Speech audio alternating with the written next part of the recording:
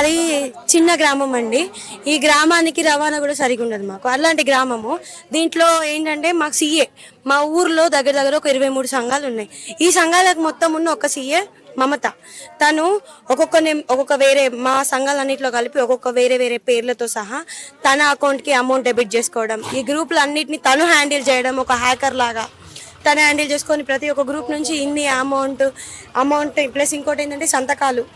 ఇప్పుడు కొంతమంది చదువు రాని వాళ్ళు కూడా ఉన్నారు. వాళ్ళకి ఏంటంటే రాసిన తీర్మానం అనేది చదివి చెప్పదు, రాసుకొని తనే వెళ్ళి అమౌంట్ డెబిట్ తీసుకొని క్రెడిట్ చేసుకోవడము, తను వేరే వాళ్ళకి కొట్టడము, ఇలాంటి ప్రాసెస్ ఒక్కొక్క గ్రూప్ నుంచి కొన్ని లక్షలు తీసింది. చదువుకున్న వాళ్ళని అలానే మోసం చేసింది, చదువుకోలేని వాళ్ళని అలానే మోసం చేసింది. ఏంటంటే దీనికి బ్యాంక్ వాళ్ళు కూడా కోఆపరేట్ చేస్తుంది. వాళ్ళ ఇన్ఫ్లుయెన్స్ లేకపోతే ఈ రోజు ఇంత పెద్ద ఫ్రాడ్ జరగదు. ఎందుకంటే ఇప్పుడు ఒక సంఘం నుంచి డబ్బులు రావాలంటే మెయిన్ రావాల్సింది తీర్మానం పేపర్ అనేది ముఖ్యం. క్యాండిడేట్ ని చూడాలి, ఆ క్యాండిడేట్ ఎవరమ్మా అని ఆ సార్ అడగాలి. అకౌంటెంట్ ఎవరైతే కొడుతున్నారో వాళ్ళు అడగాలి.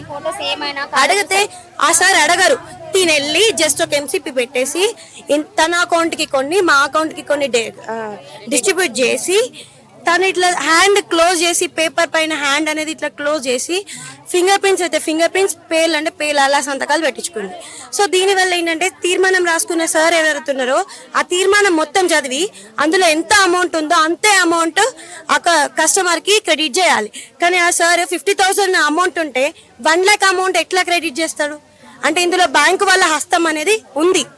సో ఇది మా దృష్టికి వచ్చింది. మేము పోలీస్ వాళ్ళకి అందరికీ చెప్పినాము, కొంచెం దీన్ని ముందుకు తీసుకెళ్లి మా గ్రామస్తులకు అందరికి న్యాయం చేయాలని మాకు కోరుకుంటున్నాం. ఎందుకంటే ఇది మళ్ళీ రిపీట్ గా ఇప్పుడు తనొక చీడపురుగు మా ఊరు మొత్తం మీద మచ్చొచ్చింది.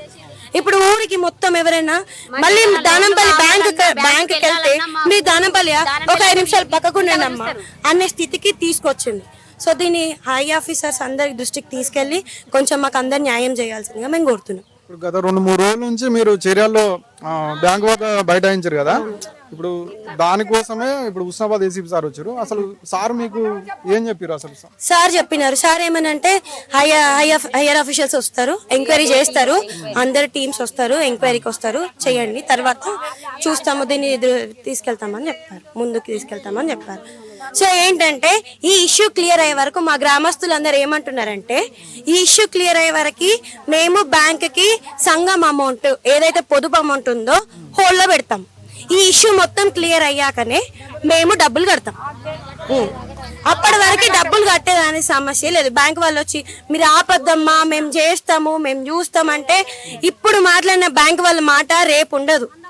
500కే బయట ఎవరు నమ్మట్లేదు సార్, ఇప్పుడు అట్లుంది. అట్లాంటిది మేము 0 ఇంట్రెస్ట్కి 1/2 పైసా ఇంట్రెస్ట్కి మేము బ్యాంకు నుంచి తెచ్చుకొని డైలీ కైకిలి కూలి చేసుకొని బతుకుతున్నాం. మాకు ఇది ఇట్లా చేస్తే ఎంతవరకు అంటే ఎవరు నమ్ముతారు సార్ మమ్మల్ని? ఇంకొకసారికి ఎవరు ఇస్తారు మాకు? సో దీనికి ముందుగా అన్ని చర్యలు తీసుకోవాల్సిందిగా మేము అందరినీ కోరుతున్నాం సార్. దానంపల్లి విలేజ్ మొత్తంలో ఎన్ని గ్రూపులు ఉంటాయి? మొత్తం అమౌంట్ మీ టార్గెట్ అమౌంట్ ఎంత వచ్చింది? 26 గ్రూపులు, 1,60,00,000 అమౌంట్. అయితే ప్రతి విలేజ్ కి 2 సీఎలు ఉంటారు కదా, మీ విలేజ్ లో ఆ మొక్కతే సీఎ మా గ్రూప్ కి. మేము ఎక్కడున్నా సరే ఏంటంటే ఫస్ట్ గ్రూప్ లీడర్ తో ఇంటరాక్ట్ అయ్యాక కన్ఫర్మ్ గా తనతో ఇంటరాక్ట్ అవ్వాలి. తనతో ఇంటరాక్ట్ అయ్యాకనే తను ఏంటంటే తను అక్కడున్న సార్కి ఎవరైతే ఉన్నారో ఆ సార్కి మొత్తం ఇన్ఫర్మేషన్ ముందే చెప్పేసి ఈవెన్ కస్టమర్ ఇప్పుడు బ్యాంకుకి వెళ్తే ఫర్ ఎగ్జాంపుల్ ఒక వృద్ధులు వెళ్తారు, వాళ్ళు బ్యాంక్కి వెళ్తే ఖచ్చితంగా పెన్షన్కి వెళ్తారు కదా, వాళ్ళు వీల్ చైర్స్లో వస్తారు, వాకింగ్ పట్టుకొని వస్తారు, అన్నీ అట్లా వస్తారు. మరి ఎందుకు సార్ మేము సంఘాలలో వెళ్తే క్యాండిడేట్స్ని చూడకుండా సార్ ఎట్లా అమౌంట్ కొడతారు? అయితే ఇప్పుడు దానంపల్లి విలేజ్ లో ప్రతి గ్రూప్ లో ఇద్దరు లీడర్స్ ఉంటారు కదా, ఆ 2 లీడర్స్ ఖచ్చితంగా చదువుకునే ఉంటారు.